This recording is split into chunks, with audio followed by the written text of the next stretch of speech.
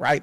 One thing that me and Q have been intentional about is like we are becoming friends through this podcast. Indeed, yeah. I ain't know this nigga in the beginning. I ain't even gonna lie. First time I met you was on the Scout. Yeah, no, well, that ain't true. But the first time I would say I've actually had like start to understand Q outside of his podcast space, and I'm pretty sure him understanding me outside of me being a public figure and an influencer and all that type of stuff. I'm not an influencer, but I have influence. A little gas. But I'm gassing it. Yeah, a little gas. Whatever. Fact of the matter is, we just like, we talk about business now. We talk about life and parenting. And I think that like, it's dope because it makes for a more organic approach to the podcast. Like we're not really trying to tiptoe over each other. Like we had to learn like how you approach things, how I approach things. Because in the beginning it was organic chemistry. But I feel like in order for this to go where we need it, us building kind of like the relationship on the back end of like just getting to know one another as people and as dads and as you engage, I'm in a relationship, just getting to know those different components. It makes for a better understanding when we get on the podcast. So absolutely. Shout out to us for being intentional about that. And Q, what I will give you just do in terms of like what you do for a living, because I'm now I've opened up my business to you and gave you are good at what you do. You know what I'm saying? Like, so I can see why somebody would pay you what they pay you, because just through our conversations and you helping me get organized with certain things and stuff like that. This is not an endorsement. Don't hire him just yet. You know what I mean? But I'm just saying, like, I will say coming that soon. Y'all can hire me. The endorsement is coming soon, but it's not today. But fact of the matter is, what I will say is, I could tell that you're good at what you do naturally. It don't seem like it's a stretch for you. It don't seem like what it could be overwhelming for somebody else. You simplify it, and that's dope. And yeah, man, we're excited to have you on board in the future. Appreciate that. And also, I was going to say this too in the middle of that before we could get out of here. I'll give you your credit. And again, a part of my course correction was also understand I didn't have when you speak of things being natural, I didn't have a natural idea or approach of like work, product, or passion or whatever to money. That wasn't my natural thought or whatever. And seeing how you operate, how you naturally think about things, how you approach things, I respect it. I'm like, again, just in our short time of even interacting, I've just already started presenting things differently, think about things differently, approach things differently, and take notes or whatever. Yeah. And before I even knew you as much as I do now, whatever, I recognized some of my friends like this. Some of my people I know, they may don't have like the consistency or be able to be diligent or organized as I am, but they just naturally like, no, we're gonna do this is gonna lead to that. Yeah. Money. And I was like,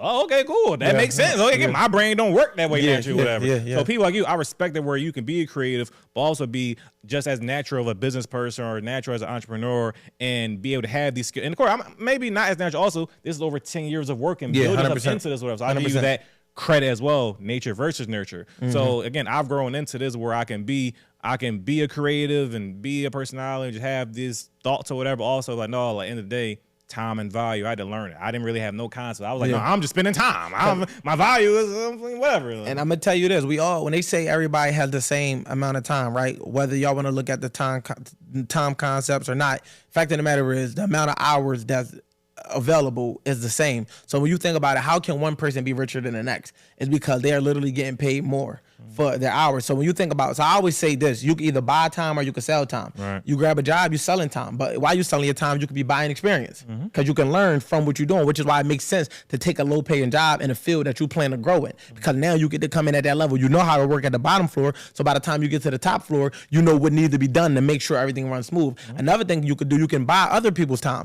So some people sell 8 hours at a time.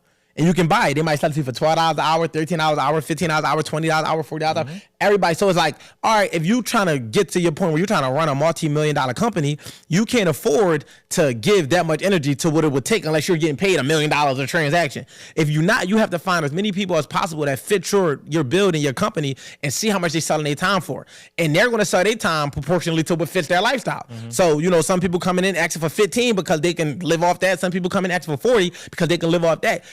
You just got to figure out where you can pay in that sliding scale and how you can make it make sense for your company so that you can free up your time to do the most important things. So it's like one of your goals is to open up the type of business that, or at least consult for the type of business that I now am partnered to. So for you already came into it, you're like, well, this is an opportunity for me to learn this shit. So I'm cool with negotiating on this side because you understood that you buying a value to use it in a different place. But even if you don't have dreams, because some people, everybody don't have to chase, wealth looks different. It's subjective. Absolutely. Now, of course, it's a number amount that's like, nah, you got some money. But the fact of the matter is, what makes you feel wealthy is subjective. So your line of wealth might not call for you to build a $1 billion company.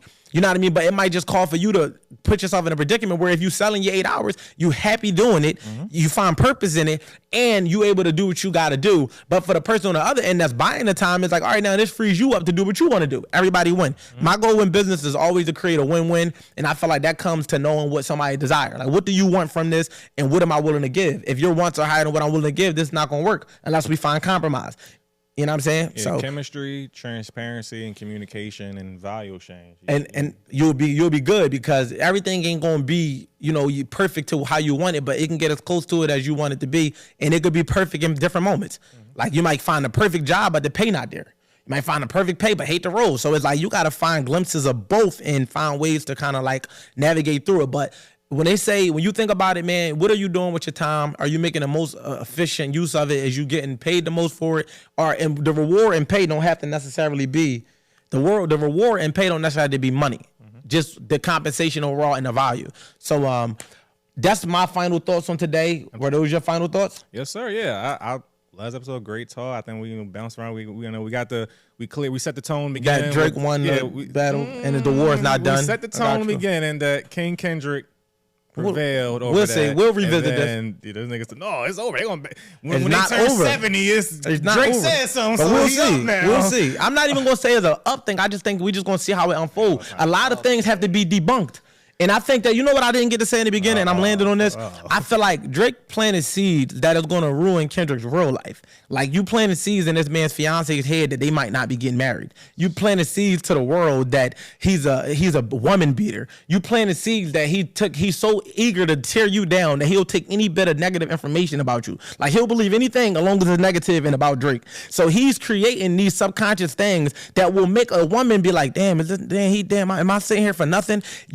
Then he also planted the seed that the man kids might not be his. This is real life shit that cannot be addressed in musically. These are things that have to be debunked off camera. So it's like there's a lot of personal issues that came to the table that we have to see the ramifications. Like in 6 months, if him and his wife or him and his fiance split, is that not a point for Drake? No. Okay, well, then at that point, then you don't know how strategically, how strategy works. I want to hear that shit. Man, I think those are some strong allegations, you know what I mean? And I just hope that no young woman was a victim of that type of behavior of nobody, you know what I mean? So that, like, I don't even care to even entertain that without no type of factual proof, because if it is the case, people should be held accountable without nothing being said. And if it ain't the case, then, it's people like you that propagate things and create narratives and the rest of y'all, the fan base, the fan base that you represent, and y'all need to be held accountable.